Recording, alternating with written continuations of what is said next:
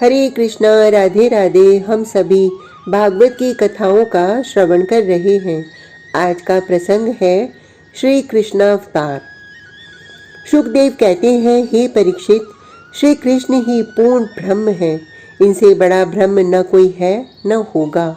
अद्भुत है ये श्री कृष्ण। इनका सौंदर्य इतने हैं कि इनके देह की ज्योति से आभूषण चमक उठते हैं। ये इतने सुंदर हैं कि स्वयं ही अपने सौंदर्य को देखकर विस्मित यानी चकित रह जाते हैं। रतिपति कामदेव जब इनको नाचते हुए देखता है तो मूर्छित हो जाता है। आकाश से अप्सराएं जब इन्हें देखती हैं तो उनकी नीवी बंधन खुल जाती है। उन्हें कुछ भान नहीं रहता। ये श्री कृष्ण भावग्राही हैं। जिसने इन्हें जिस भाव से देखा ये उसे वही दिखाई दिए। देखिए ना, मथुरा में कंस की रंग भूमि में स्त्रियों को वही कृष्ण जहाँ कामदेव से भी ज्यादा सुंदर लगते हैं तो मल्लों को महामल्ल दिखाई देते हैं।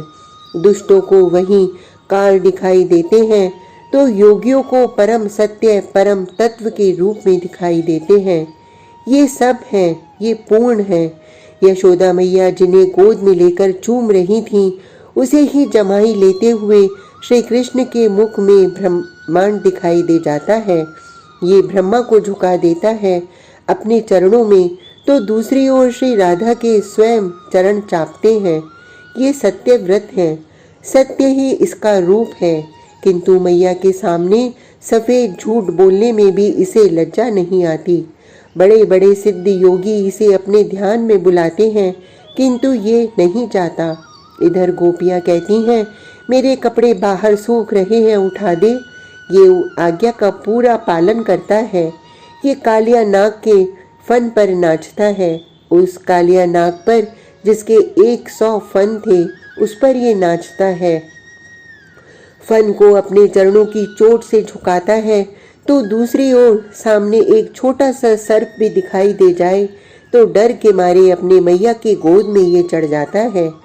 ये मृत्यु और अमृत दोनों हैं। शुकदेव भागवत में कहते हैं, श्री कृष्ण के ज्ञान की चर्चा व्यर्थ है क्योंकि ज्ञान के स्वरूप ही है ये। पर आपको इनकी अज्ञानता का दर्शन करना है तो चलिए गोकुल में।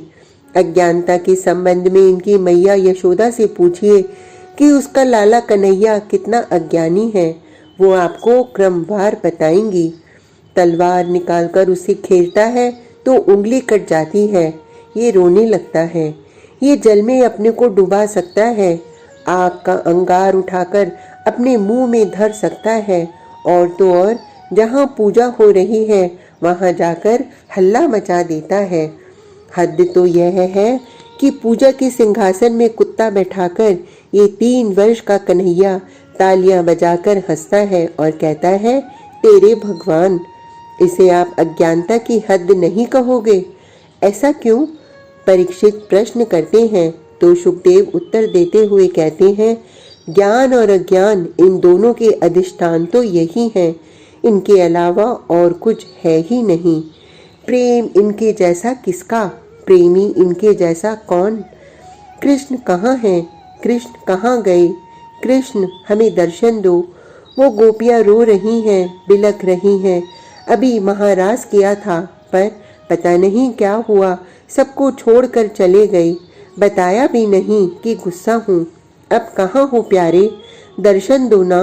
तभी ये रहे चरण चिन्ह। एक गोपी को चरण चिन्ह मिल गए। वो बैठ गई और सबको दिखाने लगी। सब गोपियाँ भी बैठ गईं और उन चिन्हों को देखने लगी। हाँ, चरण चिन्ह तो प्यारे के ही हैं, किंतु ये दूसरे चरण चिन्ह किसके हैं? सखियों के सामने अब दूसरी समस्या खड़ी थी। ये दूसरे चरण चिन्ह किसके? तभी एक सखी ने कहा, राधिका के, श्री राधा रानी के।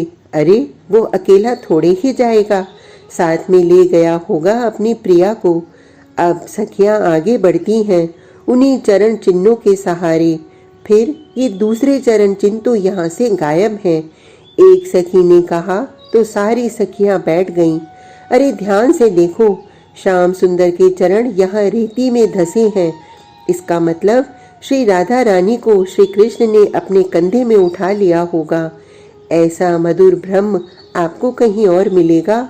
शुकदेव हमसे ही पूछते हैं। सारी कथाएं सुना चुके हैं शुकदेव, मत्स्य अवतार से लेकर श्री राम अवतार तक, और बड़े विस्तार से सुनाया है। किंतु परीक्षित लालायित है श्री कृष्ण कथा सुनने के लिए। वो प्रतीक्षा में है, इनकी रक्षा गर्भ में श्री कृष्ण ने ही तो की थी, ये याद है इन्हें। इसलिए इन्हें अपने आराध्य श्री कृष्ण को सुनना है। गुरुदेव, श्री कृष्ण को सुनाइए ना, परीक्षित प्रार्थना करते हैं। शुकदेव मुस्कुराते हुए कहते हैं, वो तो रस ब्रह्म है, रस से ही भरे हैं, रस ही रस है उनमें। वो लीला करते हैं, वो अजन्मा है फिर भी जन्म लेते हैं। वो अनाम है लेकिन नाम को स्वीकार करते हैं, दृष्टा है लेकिन भोक्ता भी बन जाते हैं, अरूप है लेकिन रूप स्वीकार करते हैं। शुकदेव श्री कृष्ण को गाते हुए अपने आप को भी भूल जाते हैं। आहा परीक्षित, वो अपने स्नेह युक्त मुस्कान से समस्त जीवों का मन मोह लेते हैं। अपने अलौकिक सौंदर्य से लोकों में आनंद की अपूर्व वृद्धि करते हैं।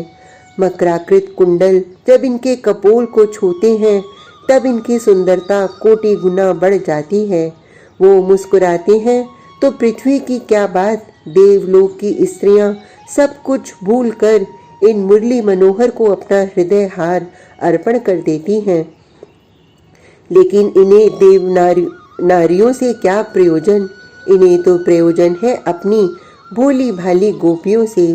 ये गोपियां प्रेम से भरी हैं। ये जब अपलक अपने प्यारे कृष्ण को देखती हैं तब योगियों की भांति इनकी भी समाधि सी लग जाती है। ये सब कुछ भूल जाती हैं, अपने आप को भी भूल जाती हैं। बस कृष्ण रह गया, बाकी सब मिट गए हैं, सिर्फ कृष्ण रह गया। शुकदेव कहते हैं, ये रस भ्रम जब थिरकता है तब रस ही रस इकट्ठा होना शुरू हो जाता है। इसी को तो कहते हैं रास, महारास। कृष्णस्तु भगवान स्वयं, श्री कृष्ण ही भगवान है, शुकदेव कहते हैं। आज का प्रसंग इतना ही। कल तक के लिए हरे कृष्णा, राधे राधे।